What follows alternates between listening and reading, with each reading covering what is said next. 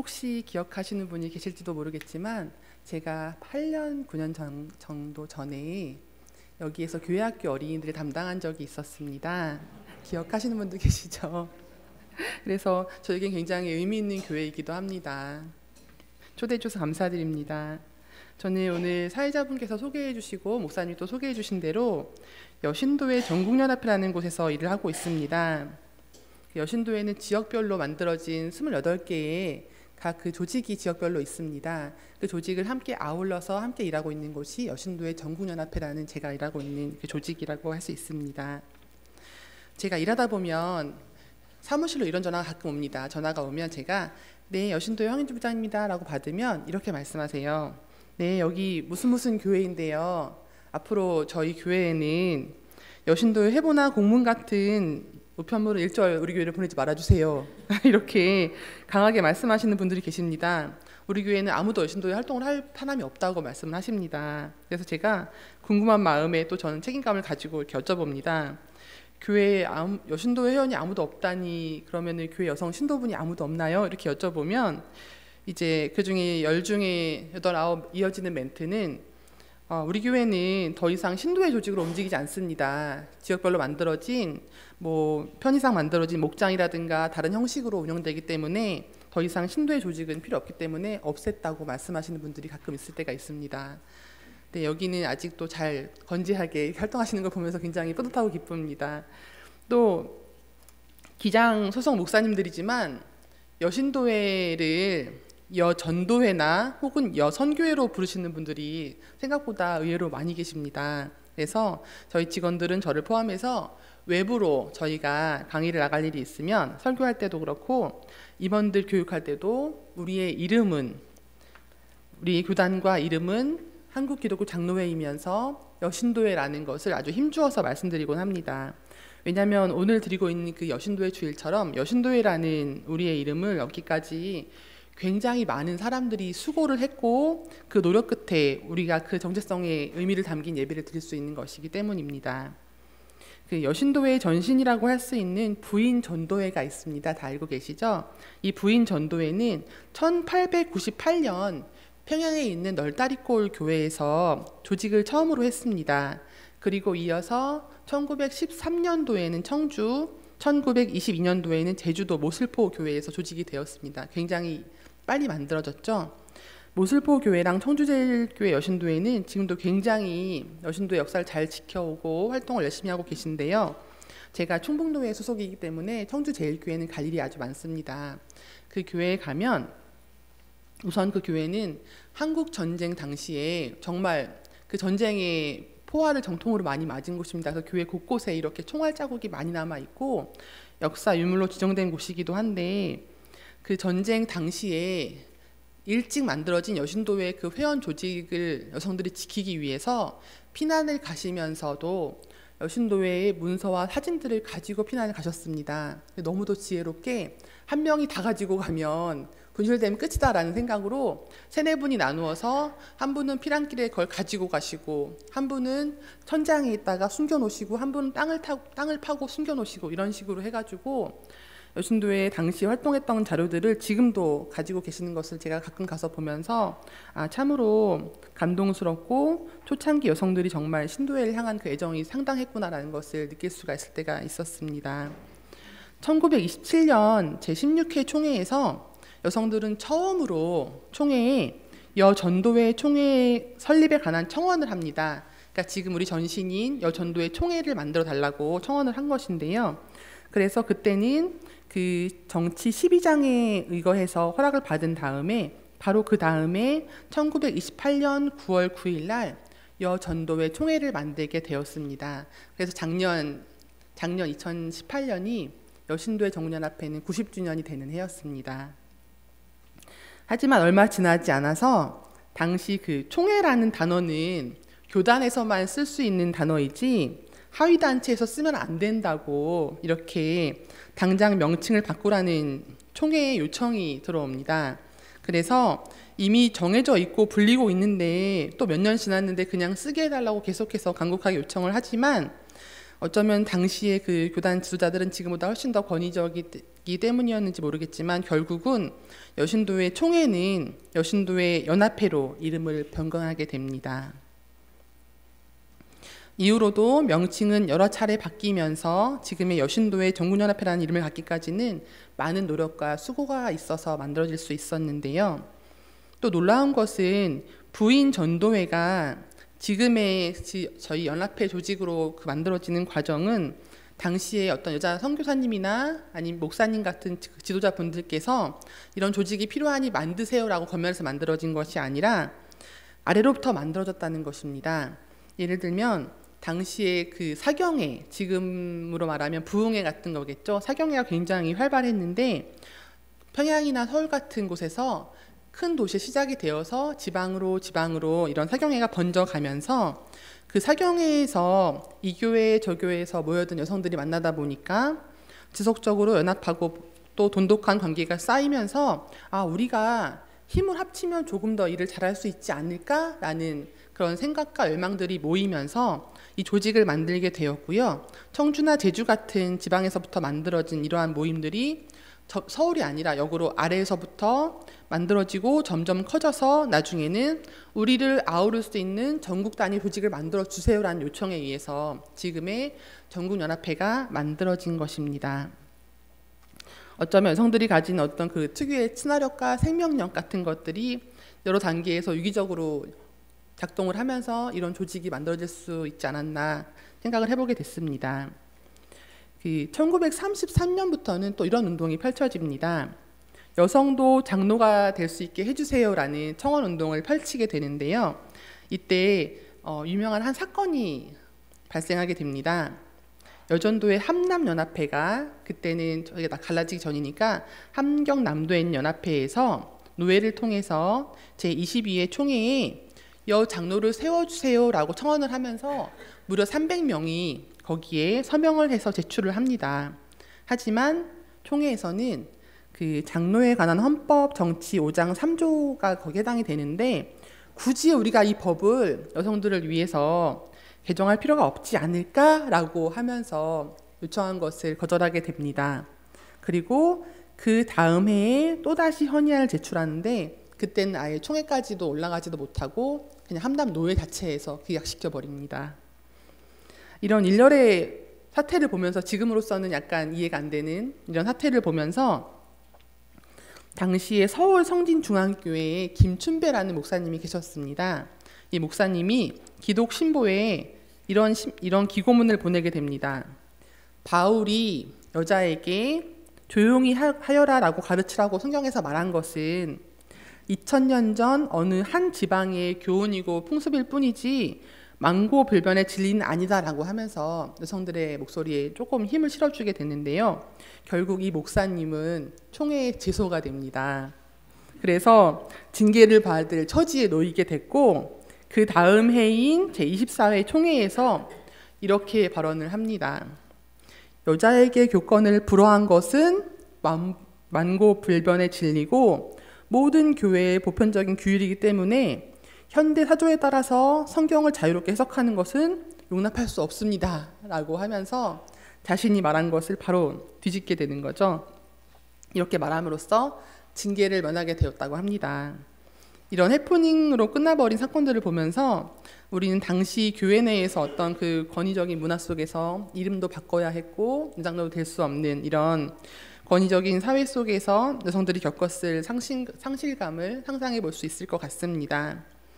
결국 신학적인 논쟁까지 벌이면서 힘으로 눌러서 허락하지 않은 이 운동은 맥을 같이 하면서 이후로 지금까지도 여성들은 교회에서 여장로가 있어야 한다는 운동을 지금도 펼치고 있습니다. 너무도 운 좋게도 서울제일교회는 여장로님이 계시죠. 네, 잘 아시는 것처럼 장로교는 목사와 장로가 양 날개가 되어서 실제로 견제와 균형을 함께 이루어서 목회하는 어떻게 보면 정말 합리적이고 좋은 전통을 가진 구조로 이루어져 있습니다. 그런데 이 구조가 가지는 단점이 하나 있습니다. 장로나 목사가 아니면 어떤 노회나 총회 같은 교단의 의결 기구에는 아예 들어갈 수가 없게 막혀 있습니다. 1933년에 당시 여성들은 장로도 될 수 없고 목사도 될 수 없는 어떤 구조 속에 갇혀서 그런 속에 살아가게 되었습니다. 이렇게 시작된 여장로제도 청원운동은 22년이 지나서 1955년도에 통과가 되게 됩니다.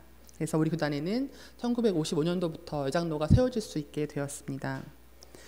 지금도 우리 교단 전체 여성의 대표라고 할 수 있는 제가 일하고 있는 여신도의 정문연합회 회장과 총무회 임원들은 우리 교단 총회가 있으면 그 총회에 참석을 합니다. 하지만 언권위원이기 때문에 참석만 할 수 있지 발언권은 없습니다. 지금도 그렇습니다. 그래서 여성이나 청년 같은 소수 구성원들의 목소리를 내기 위해서는 이런 제도를 보완해야 한다고 지속적으로 지금도 교단에 요청하고 있지만 여전히 장로교회의 한계이기 때문에 목사반, 장로반이라는 이런 의결 기구의 구조는 변함이 없습니다. 여장로회 청원 이후에 그 운동과 함께 여성들이 관심을 갖게 된 운동이 또 하나가 있습니다. 뭐냐면 한차 후에 이루어지긴 했는데요. 당시 남성과 같이 신학은 동등하게 공부했지만 안수를 받을 수 없는 사람들이 있었습니다. 그래서 여전도사라고 해서 교회에서 사역을 하시는 분들이 있었는데 그분들이 총회에 이렇게 요청을 합니다. 생명을 보살피는 목회적인 자질에 있어서 여성이 남성보다 부족하지 않으니 성별에 관계없이 하나님의 부르심을 받은 사람으로서 여성들도 안수를 받을 수 있게 해주세요라고 교단에 요청을 하게 됩니다. 하지만 말씀드렸다시피 장로도 그리고 목사도 아닌 사람들은 총회에 이것을 안건으로 청원할 곳이 없었습니다. 그래서 1957년 5월 22일에 이분들의 요청을 듣고서 바로 여신도회가 교단 총회에 여목사 제도를 신도의 안건으로 제출을 하게 됩니다.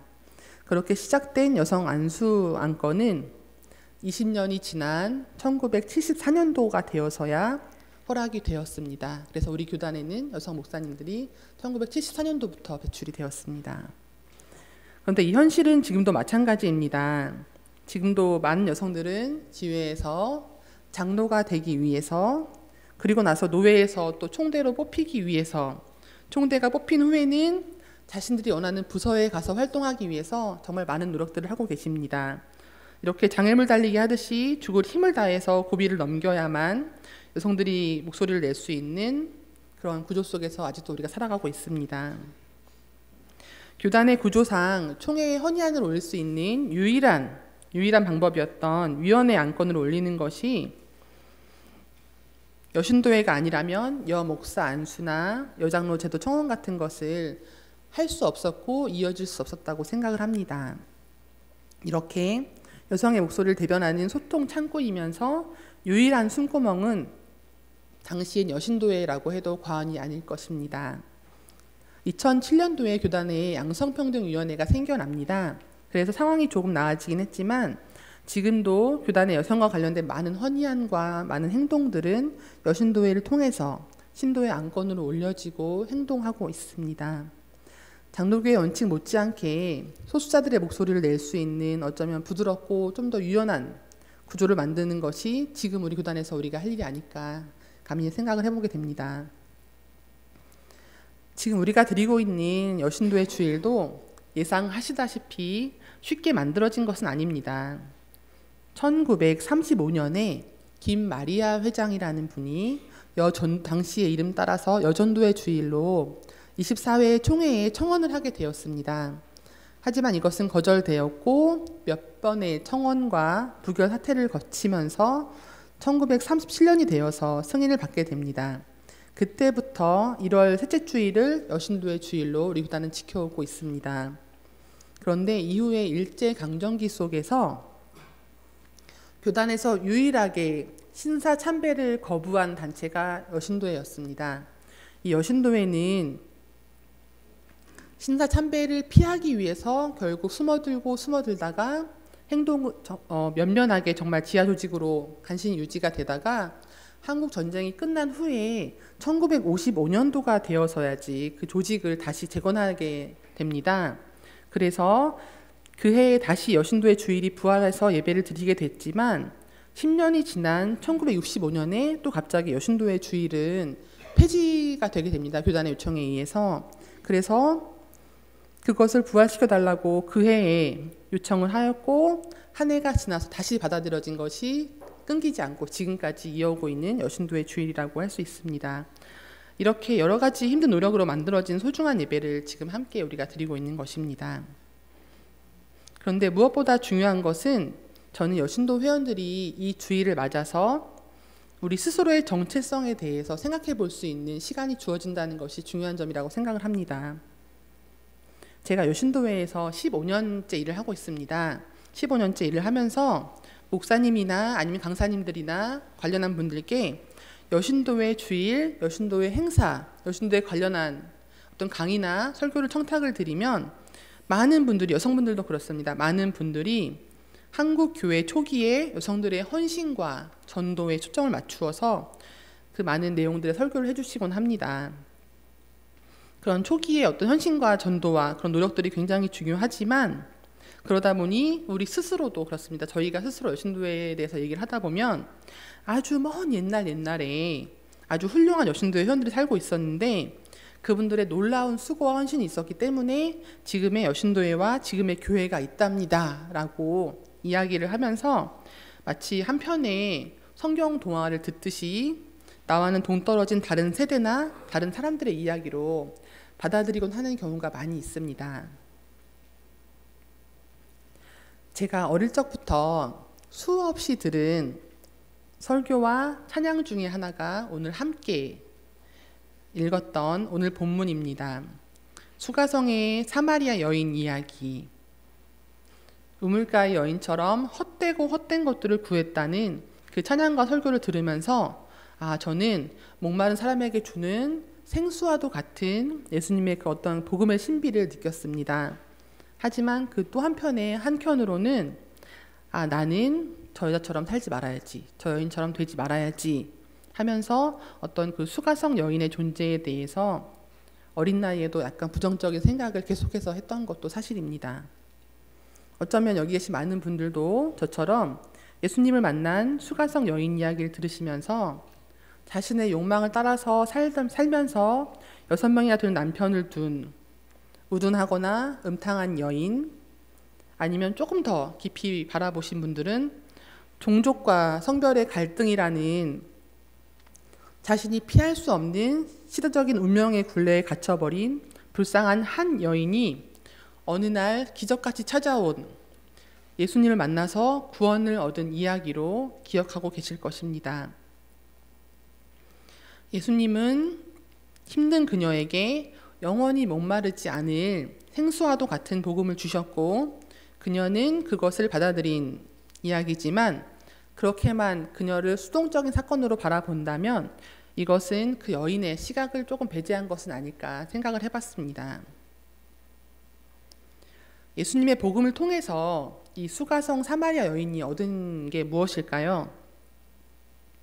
그날 이후 갑자기 삶이 나아지거나 혹은 사회적으로 지위가 상승이 되거나 아니면 그 저주받은 것 같은 그 운명이 바뀌거나 갑자기 유복한 사람이 되어서 편안하게 살아가게 되었거나 이것은 아무것도 그녀에게 일어나지 않았습니다. 그런데 무엇보다 중요한 것은 그녀가 그녀 삶에 대한 고민의 응답, 스스로 질문에 대한 응답을 예수님과의 대화를 통해서 얻은 사건이라고 볼 수가 있습니다. 어떻게 보면 마치 그 사울이 눈꺼풀이 벗겨져서 바울이 되는 것 같은 그런 경험을 자기 스스로가 우주적인 변혁에 뛰어들게 된 사건을 이 여인이 그 우물가에서 만나게 된 것입니다. 유대인인 예언자를 만나서 변화되었다고 하는 이 여인을 그것도 사실이든지 아니든지 남편이 여섯이라고 사람들이 믿는 이 부정한 여인이 물동이도 우물가에 버려준 채로 헐레벌떡 뛰어와서 전하는 메시아 이야기를 받아줄 사람이 이 마을에서 몇 명이나 되었을까요? 29절에 보면 그녀의 기쁨에 찬 목소리를 듣고 동네 사람들은 예수께로 갔습니다. 그리고 그 오늘 본문과 이어지는 39절로 가보면 그 동네 많은 사람들이 그 여자의 증언을 듣고 예수를 믿게 되었고 40절에 그 동네 사람들의 요청으로 예수님은 그곳에 이틀이나 더 머무시었고 41절에 보시면 그래서 더 많은 사람들이 구원을 받았다고 성경에서 말하고 있습니다. 너무나 감동적인 성경에 나오는 이야기입니다. 예수님의 복음을 듣고 구원을 얻은 그 여인의 증언을 듣고 사람들이 예수님을 믿었고 사람들이 예수님께 간청하여서 며칠 더 머무시면서 사람들을 구원하게 만들었다고 성경에 나와 있습니다. 이 순서라면 그 다음의 이야기는 이 여인은 진정한 복음의 전도자가 되어서 사람들에게 칭송을 받고 존경을 받아야 할 것이 그 다음 순서라고 생각이 됩니다. 하지만 42절에 가면 그 마을 사람들은 이 여인에게 이렇게 말합니다. 당신 말 때문이 아니라 우리가 그분의 말씀을 직접 들어보고 그분이 구주임을 믿게 되었습니다. 라고 말을 합니다. 복음을 위해서 물동이도 던져버리고 마을로 뛰어가서 정말 그 상기된 얼굴로 예수님의 존재를 알린 그녀에게 현실은 냉담함이 바뀐 것이 하나도 없습니다. 하지만 그 여인에게도 이제부터 이런 현실은 아무 상관이 없이 무관합니다. 왜냐하면 그 여인도 이미 다른 차원의 세계를 만났고 그곳으로 건너갔기 때문입니다. 그녀는 스스로의 힘으로는 도저히 헤어나올 수 없는 어떤 그 개미지옥같이 계속 빠져드는 그 현실 속에 살다가 자신의 인생에서 어쩌면 가장 무더웠을 그 정오라고 표현된 그 시간에 인생에서 가장 참기 힘들어서 허덕거리는 그 순간에 새로운 눈뜸, 새로운 우주, 삶의 변혁, 예수님을 통해서 스스로의 삶에 대해서 응답을 받은 것이라고 저는 생각을 합니다. 앞서 말씀드린 여신도의 역사에도 등장하는 수많은 여인들이 있습니다. 요한복음에 나오는 세례 요한처럼 정말 그 역청을 씹어먹으면서 사막을 헤매던 그 삶처럼 정말 많은 여인들이 정말 한 장짜리 그 쪽복음을 들고서 변변치 않은 신을 신고 걷고 또 걸으면서 어딘지도 모르는 시골을 헤매다가 배를 굶어서 너무 힘들어서 쓰러지고 또 바다에 복음을 전파하러 가다가 배가 뒤집혀서 죽을 고비도 넘기고 하는 이런 전도부인들이 있습니다. 또 여신도회를 조직하기 위해서 지방의 작은 교회들을 찾아다니면서 내가 겪은 이 새로운 삶을 나누고 그것을 위해서 헌신하던 여신도회는 순회총무라는 제도가 있었습니다. 이렇게 놀랍도록 헌신적인 여성들의 삶은 남들이 보기엔 너무도 이타적이고 헌신적이기만 합니다. 하지만 그들 속에는 그 사마리아 여인이 예수를 만난 그 순간처럼 그들 스스로 자신의 신앙에 대한 어떤 확신이 있었기 때문에 그것을 전하고 싶은 강한 열망이 있었기 때문에 가능했던 것이라고 감히 말씀을 드리고 싶습니다. 이런 복음 전파에 대한 스스로의 인식과 진리를 따르고자 하는 신앙의 열정이 우리 신앙의 선배들의 오랜 그 발걸음을 인도했던 것이지 저와 달라서 여기 있는 우리와 달라서 그들은 처음부터 강하고 두려움이 없고 억척스러운 그런 여인들이었기 때문에 자신들의 목소리를 내며 그 길을 걸어올 수 있었던 것은 아니라고 생각을 합니다. 또 그녀들은 자신이 오랜 세월 동안 사회적 간섭에 의해서 억압당했던 그러다가 그 복음을 만난 그 해방감과 그 기쁨을 나 혼자 알고 있는 것이 아니라 과거의 자신처럼 여전히 사회로부터 약자로 살고 있는 다른 여성들에게 이 복음을 전파하고자, 이 해방감을 전파하고자 했습니다. 그러한 그 열망들이 모여서 여성들 스스로 연합체로, 공동체로 뭉치게 만들었고 이것이 만들어진 이후에도 성서의 말씀과 우리의 삶의 현실이 위배되자 이거에 항거하였던 것입니다. 소수자인 여성들을 도와서 하나님이 만드신 그 모습으로 각자의 자리에서 살 수 있도록 그것을 위해서 그들의 인권과 명예를 회복시켜 주기 위해서 여신도의 주의를 만들고 여장로 제도를 만들고 여목사 안수와 같은 이런 등의 문제로 함께 싸워온 것입니다. 단순히 어떤 여성들의 이익을 위한 그런 몸부림은 아니었다고 저는 생각을 합니다. 그 이후로도 여신도의 이런 소수자들을 향한 관심은 지속되어 오고 있습니다. 정의와 평화를 외치다가 탄압받던 사람들과 함께했던 우리의 관심사는 이제 더욱 다양한 소수자들의 삶의 자리로 이어지고 있습니다. 또 사람들의 욕심으로 인해서 힘들어하고 있는 창조 세계를 향해서도 우리 여신도에는 그 손길을 내밀고 있습니다. 지금 우리 이름이 된 여신도회, 신도회라는 이 이름에는 우리 교단이 추구하는 어떤 그 여성 구성원에 대한 이미지가 총집합이 되어 있는 이름이라고 말씀드릴 수 있습니다. 종전의 이름인 여전도회가 부인 전도회에서 모태에서 그대로 따온 것으로 전도를 주 목적으로 하여 그 가치를 드러내는 것이라면 여신도회라는 단어에는 우리들의 정체성이 들어가 있습니다. 아까 기도해 주신 분이 너무 잘 읽어주셨는데요. 우리 여신도의 목적에는 그리스도 안에서 부름받은 여성들이 연합하여 배우고 사귀고 온 인류를 섬김으로써 복음을 전하는 것을 목적으로 한다라고 되어 있습니다. 이 내용에서 보이듯이 우리는 복음을 전한 여성들이 단순한 전도와 같은 어떤 그 구도에서 벗어나서 스스로 신앙의 주체가 되어서 사귀고 연합하여 움직이는 회원의 운동체가 되어서 세상을 섬기고자 한다고 말하고 있습니다. 이전보다는 능동적으로 삶 전체에서의 전인격적인 구원을 담은 자기의 정체성을 새롭게 천명하는 것이 이 신도라는 것에 담겨져 있다고 말씀드릴 수 있습니다. 저는 이런 여신도의 이름과 목적만으로도 여성 신도인 나의 존재 이유를 정확히 드러내주고 우리의 나아갈 바까지 제시하고 있다고 확신하고 있습니다. 기장에 속한 교회의 신도, 여신도라는 이름은 성별을 떠나서 남성, 여성을 떠나서 우리에게 각자에게 주어진 이름이라고 생각을 합니다. 여기에 있는 저와 우리 모두의 또 다른 정체성이 담긴 이름이기도 합니다. 또 여신도의 성장의 역사는 특별한 사람들만의 이야기가 아닌 저희 어머니에게서 저에게로 그리고 신앙의 선배이신 여러분들에게서 다음 공동체로 이어지는 여성의 성장기이면서 우리 모두의 이야기이기도 합니다. 우리는 매년 1월 셋째 주 오늘과 같은 여신도의 주일을 통해서 우리 신앙의 선배들의 헌신과 수고를 기억하고 감사하는 날로 만들었으면 좋겠습니다.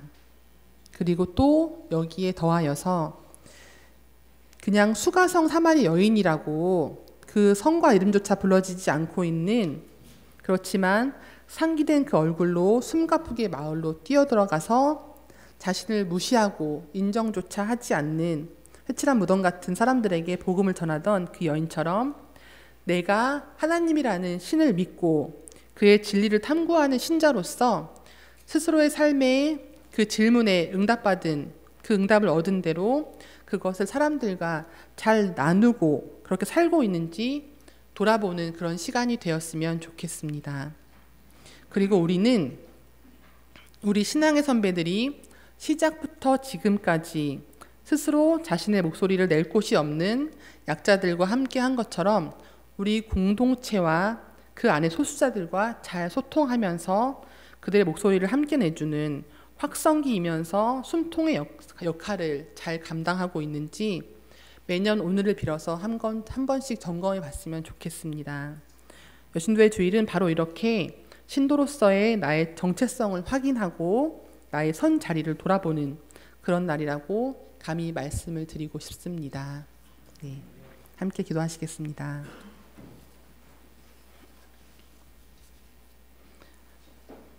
사랑과 평화의 하나님, 희망의 새 빛으로 2019년 한 해를 열어가게 하시고 오늘 이렇게 여신도의 주일로 함께 모여 예배 드릴 수 있게 허락하신 은혜에 감사드립니다. 우리가 그리스도 안에서 연합하여 배우고 사귀며 온 세상을 섬김으로써 복음을 전할 수 있도록 불러주셨으니 감사드립니다. 그 감사한 마음으로 하나님의 손과 발이 되어서 세상을 섬기게 하시고 수가성 여인처럼, 이름도 없는 그 여인처럼 내 안에 끌어넘치는 구원에 대한 기쁨과 감사로 그 일들을 감당하는 우리가 될 수 있도록 인도하여 주시옵소서. 예수 그리스도의 이름으로 기도드립니다. 아멘.